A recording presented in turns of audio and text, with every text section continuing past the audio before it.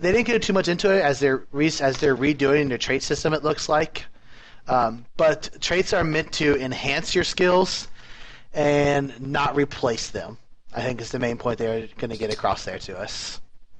So, and I don't know much about the trait system. Have you read up on the trait system yet?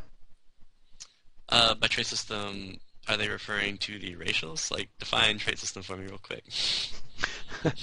I believe there are traits that, not so much the racials, but traits that enhance the different weapons, such as some might add a stun duration or add in some kind of effect to it. So they said they recently scrapped their current trait system. It's going to have the same effect, but they're just redoing how it works or how you gain it, is what they said yesterday in the panel. I totally misunderstood that. No, unfortunately, items are not, and abilities are the two things I'm kind of on behind right now, focusing mainly on PvP and the dynamic events personally. But there's so many videos they released in the last 2 weeks, hours and hours of content. Yeah, gotta find time to watch it all. Daily night shows is Guild Wars 2, it seems. All right, we got a few more questions left, I believe. All right, will you have an in-game cash shop using real currency, and will it just be cosmetic items? This is what we already discussed, but we'll go ahead and read their answer. We will have an in-game shop similar to Guild Wars 1. Our basic philosophy is that we will not have shop items that make you feel like the game is a pain in the butt without them. Items will typically be cosmetic. More details will be released later. So it's obvious they have not finalized their cash shop. We've already discussed that, so let's move on to the next question. I love this question. If I kill Larry, the Centaur boss, in a dynamic event, will he still be Larry next time the event starts again? It's a common thing we all hate to see is kill the same thing over and over again. Is that one of the things we are trying to do is not name our Centaur boss Larry. Unless a boss is in a dungeon for a personal story, they do not typically have unique names.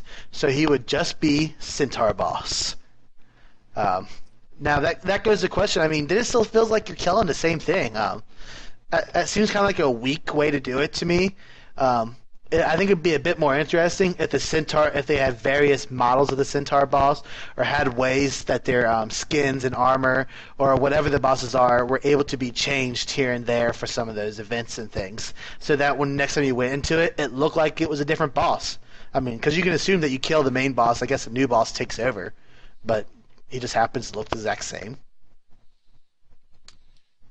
Yeah. I definitely think that it would be kind of lame killing the same boss over and over, and we did have that in Guild Wars 1. You were hunting down elite abilities, etc.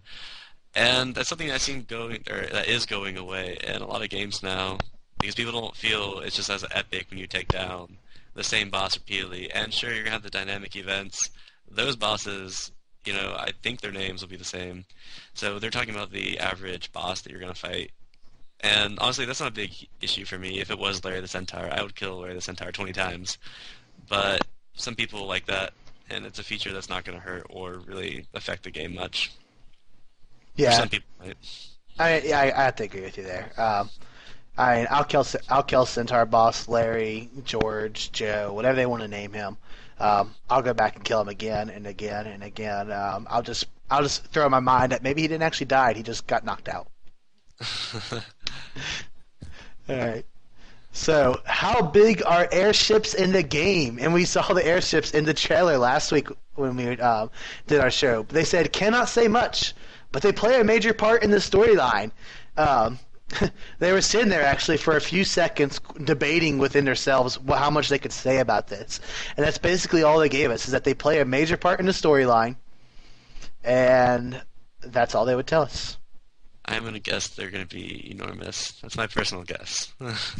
I'm hoping for massive battles on top of the airship.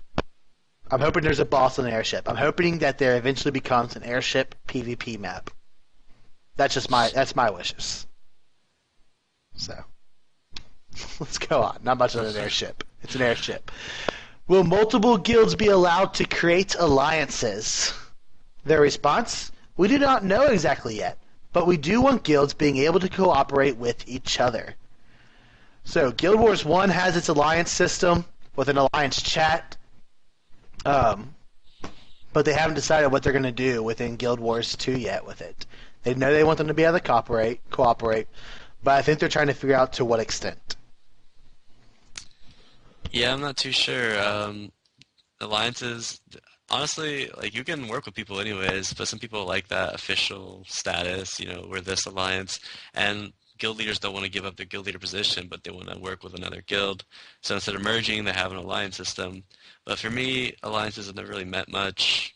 It's just people people you work with.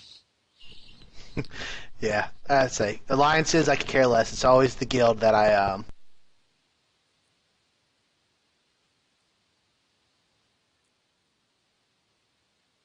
agree. I very much agree. That is, yeah.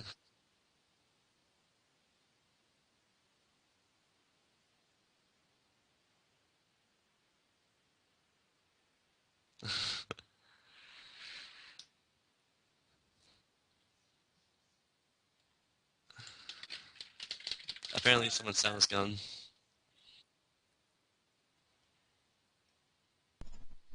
Oh, how long have you all not been able to hear me? No, just now. Your mic is muted apparently. He must have muted it somehow. Oh, can you hear me now? Alright, well, I'll continue this slide for now. For the 400 dies, will there be a suggestion highlight? A system that suggests complementary colors. Arena answered, I like it. We'll go back to see if it's feasible, but that is a coder thing. I do like the idea that when you create an abdominal fashion decision, a little zero pops up and says, hi, it looks like you're about to make a poor fashion decision. So they're playing a little bit on the Microsoft paperclip. Very nice, and you can be heard again now. All right, good. Somehow it got muted. I hope I didn't miss much last time. All right. Um, they say they like the idea when they created. Yeah, I like that part. Hi, it looks like you're about to make a poor fashion decision. Uh, so this was a very simple question. It was drafted. She doesn't know what she can do with it. The coder. She wasn't the coder. She designed the die system. She doesn't know if the coders can do it, but it looks like she's actually going to go and ask the coders if they can do anything with it. Do you think it sounds like a pretty decent feature to not combine yellow with a different shade of yellow? It kind of goes, here's your best choices. Combine yellow with black, or you look like a bumblebee. Well, maybe it's an enabled feature or a disabled feature, probably be better. I can see that being useful for a lot of players who don't really know much about colors in the palette system. But other people, maybe they just want to look horribly disgusting. I don't know. Maybe a Char wants to look like he's covered in dirt or something. Just makes all these horrible things. He has like yellow arms. And some people, they just like having a separate set of armor that looks ridiculous. So, Yeah, I hope people in a guild are nice enough to each other to look at you and go tell you look like a complete doofus. You need to change your colors. All right. So, and the last question that was in the Q&A, any kind of gameplay for the mobile app system? The response, short and sweet. The mobile app stuff is still under development. Not talking about that yet. So NCSoft recently bought a mobile app system company. I can't remember what their name is right now, but they're going to have some features, they said, but they have not decided all the features, and they have not all been developed yet. So would you find a mobile app useful to you, do you think, or what kind of features would you like to have in it? yeah, I was about to say that I wouldn't know what kind of features they would have. Maybe like a basic database of information, or if they could, I mean, this sounds like more of an advanced app. I don't know how much effort they're going to put into this, but maybe like a Q&A type thing. They probably have a FAQ for basic questions. I don't think it'd be very advanced, but perhaps even you could look at some forums, perhaps. That would be something interesting if you had a quicker connection to their website and they cut down a lot of the steps your phone could load it quicker. But I feel like before an app comes out, they're really going to focus on the core of the game, finishing everything up, getting other in-game features before they start thinking about extra things like that. Yeah, I mean, with the app, the few things I would like to see possibly on an app would maybe crafting. You can deal with your crafting while you're on the app. You could guild management if you are a guild leader. You could set up settings and stuff, kick somebody. You could be able to chat with your guild if you need to about something. If there's a tournament going on, because they're going to have an in-game tournament system, we know they will. So if they have that, maybe you can look at the stats and look at the brackets and see who's where in the tournament. So maybe there's little things like that, or you can see there's an event going on, or your guild's participating in an event and see what stage it is, and maybe it'll send you a little alert that says your guild is participating in this event or doing this. Join them now, so that you know to join them and stuff. Or a calendar. They talked about the guild calendar that's going to be a feature you can unlock in game through your influence, so maybe that could be available on the app as well. Of course, then you'll have 100 different guilds you're joining probably, and then you'll have 100 different calendars to look through. So you did just maybe come up with one feature though. Maybe you have a mail system, so perhaps whenever you get mail, it'll alert you, and a guild leader could send you, "Hey, we're about to start," and you don't have to have your phone number particularly, but you're logged into your account to your system, and then you get a message saying, "Hey, we're about to start," and then get online, you're late, something like that. Maybe.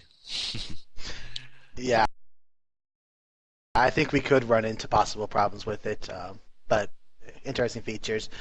But it's the least of my concern. Mobile app after the game is released, please.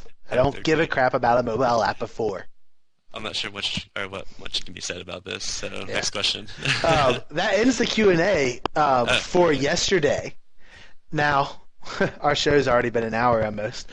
But I want to go ahead and knock out the PvP stuff. It's about a 10-minute video. We're going to stop after each question. And let's actually discuss the PvP of this game. My favorite. Unique things. We've been wanting to talk about it.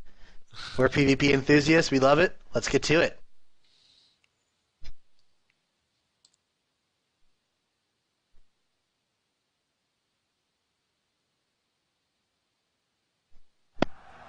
All right, yeah, so we did a few things different with GW2 PvP. As you guys noticed, the team size will be 5-on-5 now instead of 8-on-8. What that does for us is it gives us uneven splits, which means you can do a 2-2-1 or a 3-2 or a 4-1 or 5-to-1 point. And what this does is it creates a lot of really cool splits throughout the map. We also made the game very easy to play, very easy to pick up, while still having a lot of depth on the back end. GW1 PvP was a little bit complicated. People still loved it, but we tried to make it more accessible to all of our fans and hopefully some new fans with Guild Wars 2 PvP.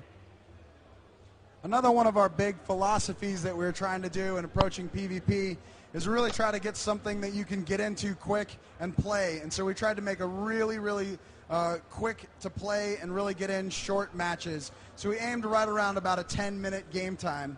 And so all of our matches have right around a 10-minute game time. And so that was a real big philosophy that we wanted out of our games.